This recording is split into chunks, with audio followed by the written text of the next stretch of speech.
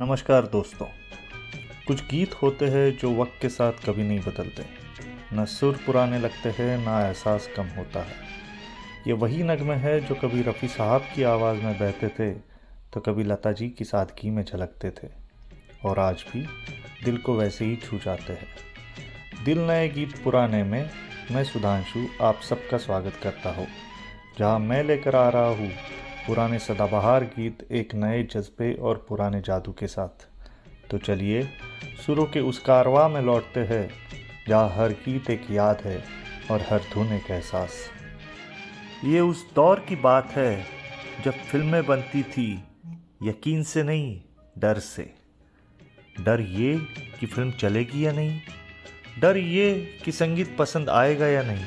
ये उस दौर की बात है जब फिल्म का भविष्य सितारों और वितरकों के हाथ में होता था और संगीत को एक जोखिम माना जाता था।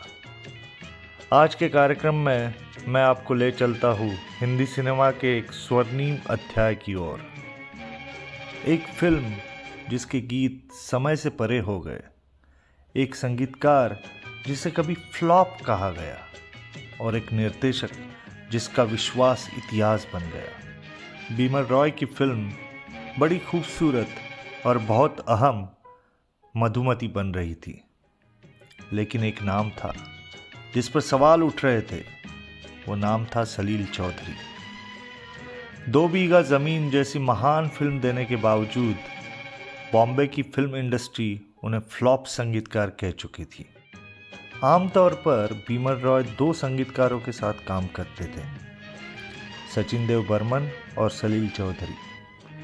जब मधुमती पर काम चल रहा था, एस.डी. बर्मन सुजाता के संगीत में व्यस्त थे, इसलिए स्वाभाविक रूप से मधुमती सलील चौधरी को मिली। सलील पूरी तरह फिल्म में डूब गए। कहानी की बैठकों में, लोकेशन पर, हर दृश्य के साथ वो दिखाई दे रहे थे। लेकिन जैसे जैसे फिल्म अपने अंतिम चरण में पहुंची, वितरकों ने आपत्ति उठा दी। उनका तर्क साफ था, ये फिल्म बॉक्स ऑफिस के लिए बनी है, यहाँ किसी फ्लॉप संगीतकार को कोई जगह नहीं। अफवाहें और तेज हो गई। कहा गया कि फिल्म के नायक दिलीप कुमार भी सलील चौधरी के खिलाफ है।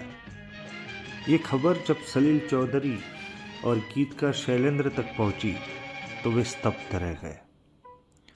उनकी प्रतिभा पर सवाल उठ रहा था, उनके आत्मविश्वास की परीक्षा ली जा रही थी, लेकिन दोनों ने झुकने से इनकार कर दिया। उन्होंने तय किया, अगर जवाब देना ही है तो संगीत से देंगे।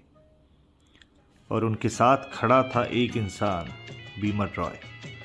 सब उन्हें बाबा कहते थे। बिना कुछ कहे, बिना शोर किए, बाबा ने बस सलील चौधरी पर भरोसा किया। जब मधुमती रिलीज हुई तब हर सुर दिल में उतर गया। जिसे फ्लॉप कहा गया, उसी सलील चौधरी ने 19 फिल्में साइन की। रिलीज के बाद एक दिन सलील चौधरी सारे रिकॉर्ड लेकर एस.डी. बर्मन के पास गए। पूरी धुन सुनने के बाद एस.डी. ने बस इतना कहा, शोलील, अगर अब भी तुम्हें फ्लॉप कहते हैं तो कोलकाता लौट जाना। ये सिर्फ तारीफ नहीं थी, ये संगीत की जीत थी, और इसी जीत का नाम है मधुमती। अब सुनते हैं कहानी इस फिल्म के एक गीत की, जो आज भी चिरतरुण है। गीत है सुहाना सफ़र और ये मौसम हंसी। इस गीत की स्थिति फिल्म में बेहद खास है। ये कोई साधारण रोमांटिक गीत नहीं है, बल्कि एक यात्रा गीत है, जहाँ नायक केवल रास्ता तय नहीं कर रहा, बल्कि अनजाने में अपने अतीत की ओर बढ़ रहा है। इस गीत के संगीत को जानबूझकर सरल यात्रा सा रखा गया। संगीतकार सलील चौधरी ऐसा संगीत चाहते थे जो पहाड़ों, हवा और हरियाली के साथ खुद चलने लगे, जैसे मानो रास्ता खुद गुनगुना रहा हो। इसलिए गीत में कोई भारी ऑर्केस्ट्रेशन नहीं रखा गया। रिकॉर्डिंग के समय गीत की शुरुआत को लेकर बहुत चर्चा हो रही थी। धुन तैयार थी, शब्द तैयार थे, लेकिन फिर भी कुछ अधूरा सा लग रहा था। उसी समय वरिष्ठ संगीतकार सचिन देव बर्मन, जो अक्सर रिकॉर्डिंग में मौजूद रहते थे, उन्होंने एक बेहद साधारण सुझाव दिया। उन्होंने कहा कि गीत शुरू होने से पहले पक्षियों की हल्की चहचहाहट रख दो।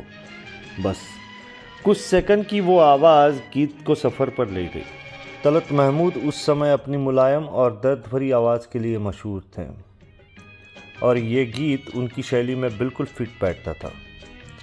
इसीलिए कहा जाता है कि फिल्म मधुमती के इस गीत के लिए फिल्म के नायक दिलीप कुमार चाहते थे कि इसे तलत महमूद गाए। जब तलत महमूद से इस गीत के बारे में बात हुई तो उन्होंने विनम्र भाव से मना कर दिया। उनका कहना था ये गीत मुकेश को मिलना चाहिए, इस समय उसे इस मौके की ज़्यादा ज़रूरत है। उस दौर में मुकेश को ज़्यादा काम नहीं मिल रहे थे और आर्थिक हालात भी आसान नहीं थी। हालांकि इस कहानी का कहीं आधिकारिक लेखा-जोखा नहीं है। सुहाना सफ़र गाने के बारे में और एक बात कही जाती है और वो ये कि शैलेंद्र को ये गोरी नदियों का चलना उछल कर के बाद अगली पंक्ति सूझ नहीं रही थी और गीत कुछ समय के लिए रुका रहा। फिर एक दिन उन्होंने एक छोटी बच्ची को गली में बिल्कुल सहज और अल्लड़ अंदाज में खुद से गुनगुनाते हुए देखा और उसी क्षण उन्हें पंक्ति सूझी कि जैसे अल्लड़ चले पी से मिलकर। और कहा जाता है कि वे तुरंत सलील चौधरी के घर पहुंचे और वहीं बैठकर गीत पूरा कर दिया। निर्देशक बीमल रॉय ने तय किया था कि मधुमती को आउटडोर लोकेशन पर शूट किया जाएगा क्योंकि फिल्म की आत्मा प्रकृति से जुड़ी थी। फिल्म का एक बड़ा शेड्यूल नैनीताल और रानीखेत के आसपास शूट हुआ। कुछ दृश्य घोड़ाकल क्षेत्र में भी फिल्माए गए, परंतु कुछ तकनीकी सीमाओं के कारण कुछ पहाड़ी दृश्यों को दोबारा रचा गया और कला निर्देशक सुधेंदु रॉय की टीम ने इगतपुरी में ऐसे सेट्स बनाए जो दर्शकों को आज भी असली लगते हैं। मैं आशा करता हूँ कि ये कहानियाँ आपको पसंद आई होगी। ऐसी ही कहानियाँ सुनने के लिए चैनल को लाइक और सब्सक्राइब ज़रूर कीजिए। अगली मुलाकात में फिर मिलेंगे पुराने गीत और नई कहानी के साथ। तब तक के लिए नमस्कार।